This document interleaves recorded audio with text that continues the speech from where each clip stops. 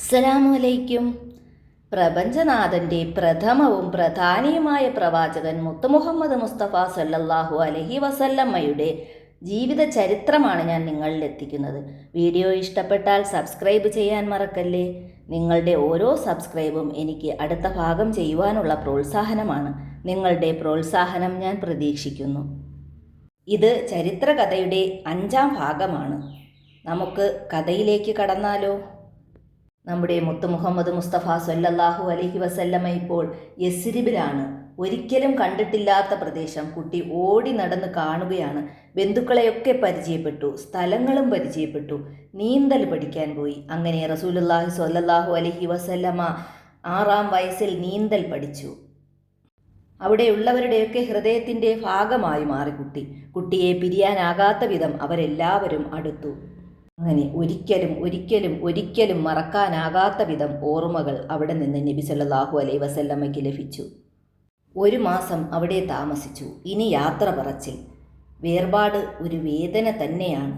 6 വയസ്സുകാരൻ അതെല്ലാം അനുഭവിക്കുകയാണ്. ഒട്ടകക്കട്ടിലിൽ കയറിയിരുന്നു. അടുത്ത കൊല്ലവും വരണേ, ബന്ധുക്കൾ പറഞ്ഞു. ഒട്ടകം നീങ്ങി. ഒട്ടകം കണ്ണിൽ നിന്ന് മറയുന്നതുവരെ യസ്രിബുകാർ നോക്കി നിന്നു.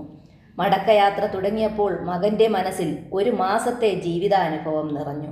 പെട്ടെന്ന് മകൻ ഉപ്പുപ്പായെ ഓർത്തു. എനിക്ക് ഉടനെ ഉപ്പുപ്പായെ കാണണം, കണ്ടിട്ട് എത്ര നാളായി.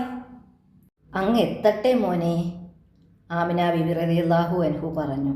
മോൻ ക്ഷമയോടെ ഒട്ടകപ്പുറത്തിരുന്നു. കുറേ ദൂരം യാത്ര ചെയ്തു. അബവാ എന്ന സ്ഥലത്തെത്തിയിരിക്കുന്നു. മോൻ ഉമ്മയുടെ മുഖത്ത് നോക്കി. ഉമ്മയുടെ മുഖം വാടിയിരിക്കുന്നു. ഉമ്മാക്ക് നല്ല ക്ഷീണം. എന്തു പറ്റി ഉമ്മ? ഉമ്മാക്ക് തീരെ വയ്യ മോനെ, അവശതയോടെ താഴ്ന്ന സ്വരത്തിൽ ആമിന ബിബി റളിയല്ലാഹു അൻഹ മറുപടി പറഞ്ഞു. അങ്ങനെ ഒട്ടകം അവിടെ മുട്ടുകുത്തി. അബവാ എന്ന സ്ഥലത്ത് യാത്ര നിർത്തി. അവർ താഴെ ഇറങ്ങി. ഉമ്മ താഴെ കിടക്കുകയാണ്. വെള്ളം കുടിച്ചു. ക്ഷീണം മാറുന്നില്ല. ഉമ്മ എന്താ എഴുന്നേൽക്കാത്തത്? യാത്ര തുടർന്നാലല്ലേ മക്കത്തെത്തൂ. അവിടെ എത്തിയാലല്ലേ ഉപ്പുപ്പായെ കാണാൻ കഴിയൂ. മകൻ ഉമ്മയെ ഉറ്റുനോക്കി. ഉമ്മ കണ്ണു തുറന്ന് മകനെ നോക്കി. പിന്നെ ഉമ്മു ഐമുൻ എന്ന പെൺകുട്ടിയെ നോക്കി. ഉമ്മ തളർന്ന കൈകൊണ്ട് മകൻ്റെ കുഞ്ഞു കൈ പിടിച്ച് ഉമ്മു ഐമുൻ എന്ന പെൺകുട്ടിയുടെ കയ്യിൽ വെച്ചു കൊടുത്തു. ഈ കിടപ്പിൽ ഞാൻ മരിച്ചുപോയാൽ അവനെ അവൻ്റെ ഉപ്പുപ്പായുടെ കയ്യിൽ കൊണ്ടുചെന്ന് ഏൽപ്പിക്കണം. എന്താണ് ഉമ്മ ഈ പറയുന്നത്? മോൻ ഉമ്മയെ കെട്ടിപ്പിടിച്ച് പൊട്ടിക്കരഞ്ഞു. ഉമ്മു ഐമുനും കരച്ചിലടക്കാനാകുന്നില്ല. കണ്ണുകൾ അടഞ്ഞു. ശരീരം നിശ്ചലമായി. പിതാവിനെ കണ്ടിട്ടില്ല. പിതാവിൻ്റെ കബറിടം മാത്രമാണ് കണ്ടത്. ഇപ്പോൾ മാതാവും മരണപ്പെട്ടു. ഇനിയുള്ള യാത്രയിൽ മാതാവ് കൂട്ടിനില്ല.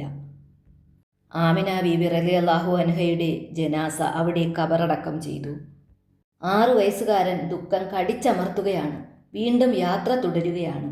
മാതാവും പിതാവും നഷ്ടപ്പെട്ട കുട്ടി. മാതാവിൻ്റെ മരണരംഗം നേരിൽ കണ്ട കുട്ടി. അങ്ങനെ മക്കയെത്തി. ഒട്ടകക്കട്ടിലിൽ നിന്നും പൊന്നുമോനും ഉമ്മു ഐമുനും ഇറങ്ങി വരുന്നു.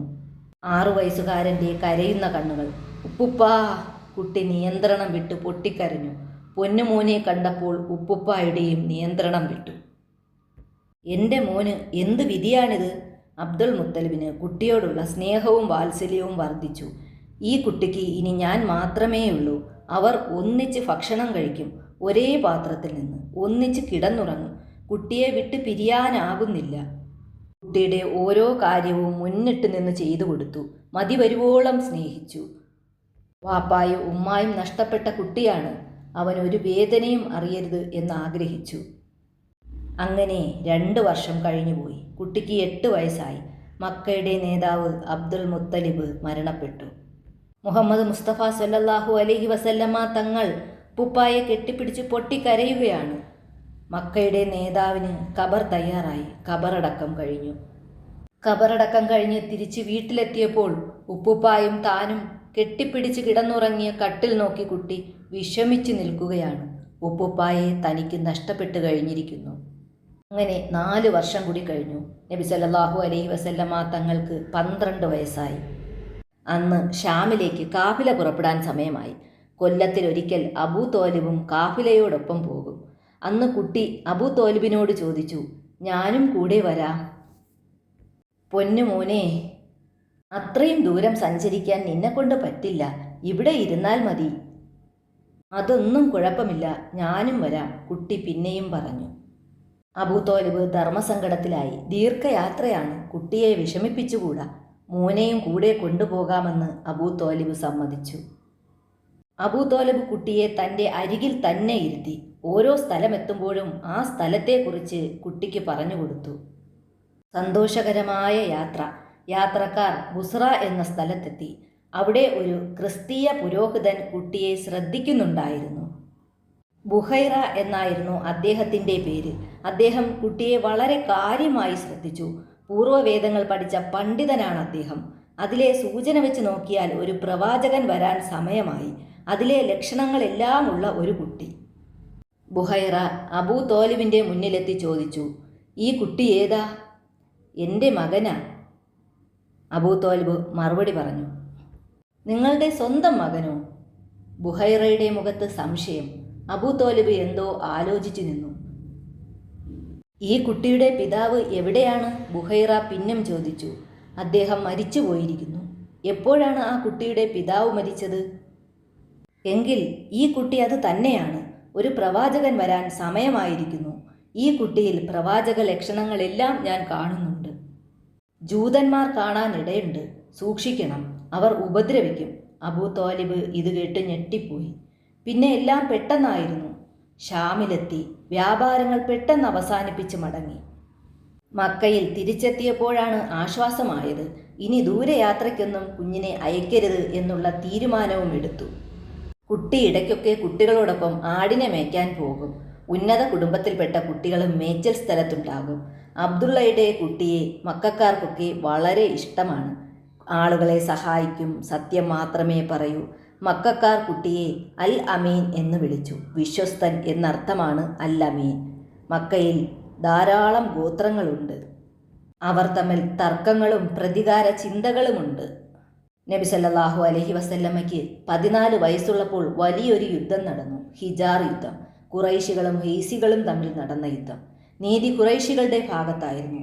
4 വർഷം നീണ്ട യുദ്ധമായിരുന്നു. യുദ്ധം നാട്ടിൽ നാശം വിതച്ചു. തൻ്റെ സമപ്രായക്കാരുടെ ദുരിതങ്ങൾ ആശങ്കയോടെ നബി സല്ലല്ലാഹു അലൈഹി വസല്ലമ നോക്കിക്കണ്ടു. വിദേശികൾക്ക് ഖുറൈശികളോടുണ്ടായിരുന്ന ഭയവും ആദരവും നഷ്ടപ്പെട്ടു. ഖുറൈശികൾ ഒരുപാട് ദുരിതങ്ങൾ അനുഭവിച്ചു. മക്കയിൽ നാശം വിതച്ച യുദ്ധം അധാർമിക യുദ്ധമായിരുന്നു. ഹിജാർ യുദ്ധം എല്ലാ പാരമ്പര്യങ്ങളും തകർത്തു. ഇങ്ങനെ പോയാൽ പറ്റില്ല. ഖുറൈശികൾ ആലോചിച്ചു. അവർ ആലസ്യത്തിൽ നിന്നുണർന്നു. മക്ക പട്ടണത്തിന് നേരെ മുമ്പൊന്നും ആക്രമണം നടത്താൻ ആർക്കും ധൈര്യമില്ലായിരുന്നു. മക്കയിൽ വെച്ച് യാത്രക്കാർ ആക്രമിക്കപ്പെടാൻ പാടില്ല.